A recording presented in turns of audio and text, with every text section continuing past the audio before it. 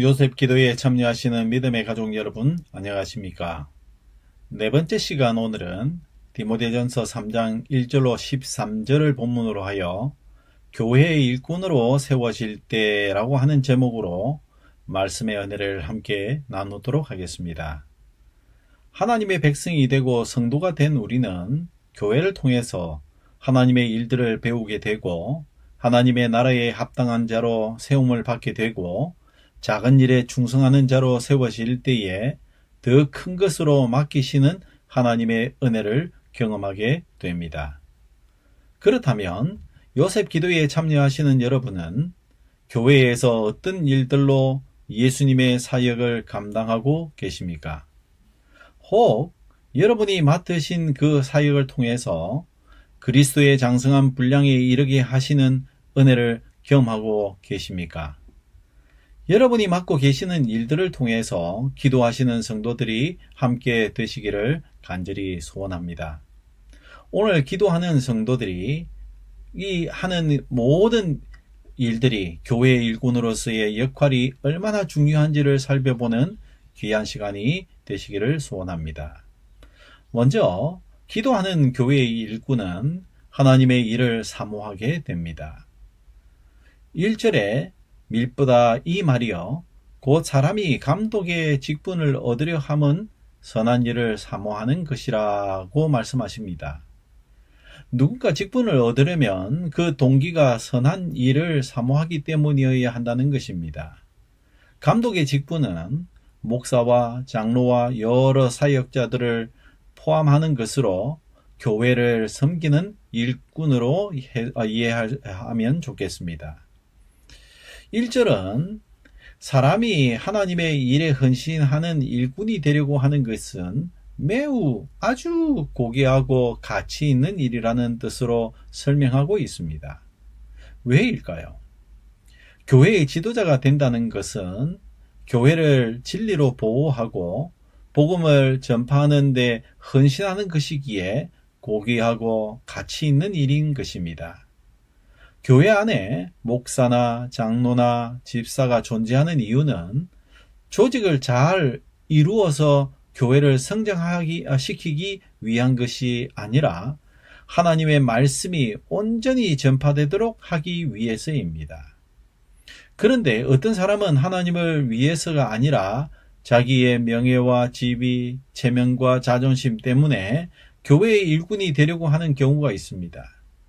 그것은 교회를 섬기는 일꾼의 자세가 아닙니다. 교회의 일꾼은 자기를 위해서가 아니라 하나님을 위해서 헌신하고자 하는 선한 동기를 가져야 하기 때문입니다. 두 번째로 기도하는 교회의 일꾼은 하나님의 은혜를 증거해야 합니다. 본문에는 목사와 장로와 집사의 자격에 대해 총 25가지를 말씀하고 있습니다. 그런데 과연 이런 조건을 갖춘 목사와 장로와 집사가 존재할까 하는 의문이 생기게 되는 것입니다. 지금 교회 안에서 세워진 목사와 장로와 집사들은 이 모든 조건을 충족시켰기 때문에 교회의 일꾼으로 세워진 것일까요? 결코 아닙니다. 자격이 부족함에도 불구하고 세워진 사람들인 것입니다. 솔직히 우리는 오늘 본문에 언급된 25가지의 일꾼의 자격 조건 중에 제일 첫 번째 항목에서부터 시작할 수 있습니다.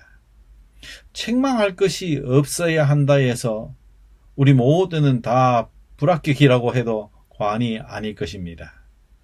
책망할 것이 없어야 한다는 것은 사람에게 책망받지 않는다는 뜻이 아니라 하나님께 책망받을 일이 없어야 한다는 뜻이기도 합니다.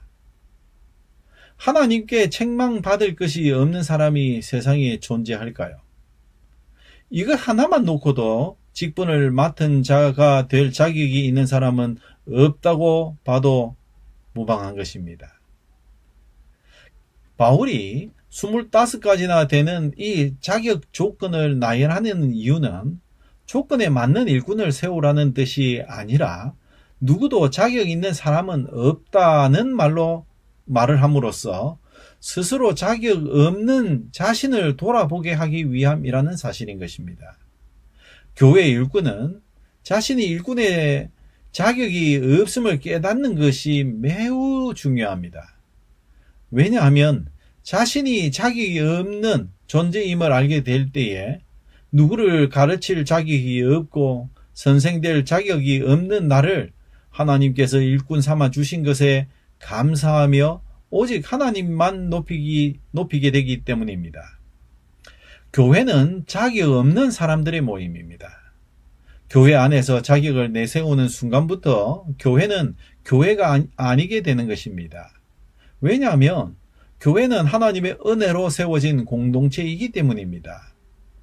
그런데 예수님은 왜 자격 없는 우리를 일꾼으로 세우셨을까요? 우리가 맡은 역할이 무엇을 하기 위한 역할인 것일까요? 그것의 대답은 오직 예수님만 높이는 것이기 때문입니다. 그것이 거짓 교사와 비교되는 것이기 때문입니다. 오늘도 내가 드리는 것이 아니라 예수님의 은혜만을 드러내고 높이는 기도하는 교회의 일꾼이 되시기를 간절히 소원하며 오늘 우리가 함께하는 이 요셉 기도회의 모든 믿음의 가족들이 되시기를 또한 소원합니다.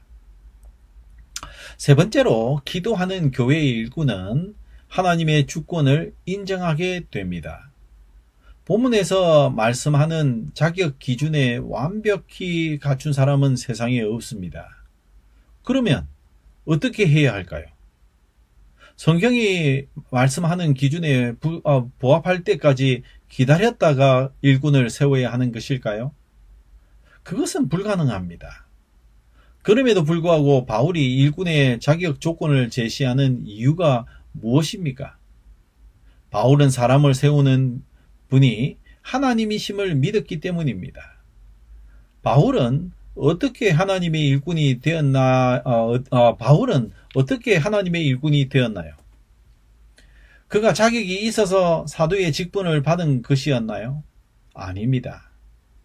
바울은 이전에 비방자요, 박해자요, 폭행자였으나 오직 하나님의 은혜로 사도의 직분을 받았다고 스스로 간증하고 있습니다. 그러므로 혹시라도 본문을 읽을 때 자격이 전혀 없다는 말씀 때문에 패배감에 사로잡히거나 또는 죄책감에 사로잡혀서는 안 될 것입니다.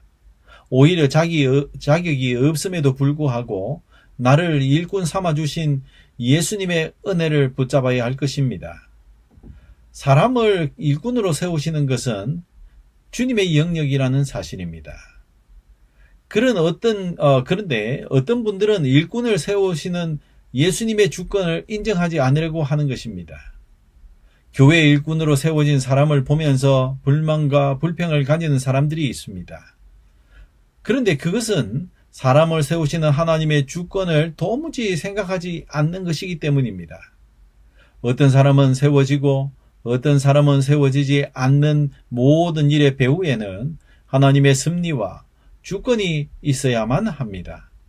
하나님은 자격이 있어서 세우시는 것이 아니라 자격이 없는 자를 통해서 행하실 그 계획이 있으시기 때문에 세우신다는 사실인 것입니다. 기도하는 교회의 주인 되시는 우리 요셉 기도회의 모든 믿음의 가족 여러분, 하나님의 주권을 인정하시는 사람이 되셔서 늘 기도하며 여러분이 맡고 계시는 그 교회에, 그 직분에, 그리고 하나님을 섬기는 충성하는 교회의 일꾼이 되시기를 소원하며 말씀을 마치겠습니다.